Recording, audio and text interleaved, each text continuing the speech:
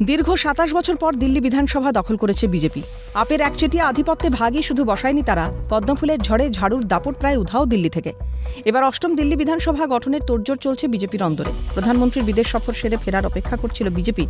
France এবং America সফর সেরে দেশে ফিরেছেন মোদী। এবার দিল্লির মন্ত্রিসভা চূড়ান্ত করতে তৎপর হয়েছে বিজেপি। বিজেপি সূত্রে খবর, আগামী ১৭ থেকে ১৮ ফেব্রুয়ারি নতুন মুখ্যমন্ত্রীর নাম চূড়ান্ত হতে পারে। তারপর আগামী ১৯ ফেব্রুয়ারি হতে পারে দিল্লির নতুন সরকারের শপথ গ্রহণ। কিন্তু শপথ গ্রহণের অনুষ্ঠান কোথায় হবে তা নিয়ে এখনো দ্বিধাবিভক্ত বিজেপি। প্রায় ৩ দশক পর দিল্লি বিধানসভা ছিনিয়ে নেওয়ার স্বাদ তাড়িয়ে উপভোগ করতে চায় বিজেপি। সে কারণে একটা জাঁকজমকপূর্ণ শপথ গ্রহণ অনুষ্ঠানের পরিকল্পনা রয়েছে তাদের।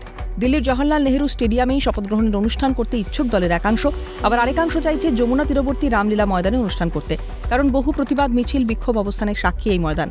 তার উপর যমুনার ভয়ানক দূষণ মোকাবিলায় আপের বিরুদ্ধে নিষ্ক্রিয়তার অভিযোগ তুলে ভোট প্রচারে বিজেপি বলেছিল এবার আপ যমুনায় ডুববে। সেই শব্দবন্ধটাকেই এবার সত্যি করতে যমুনা পাড়ে শপথ গ্রহণের অনুষ্ঠান করার চেষ্টায় বিজেপির একাংশ। দিল্লি থেকে ইন্দ্রাণী দাশগুপ্তের রিপোর্ট, ক্যালকাটা নিউজ।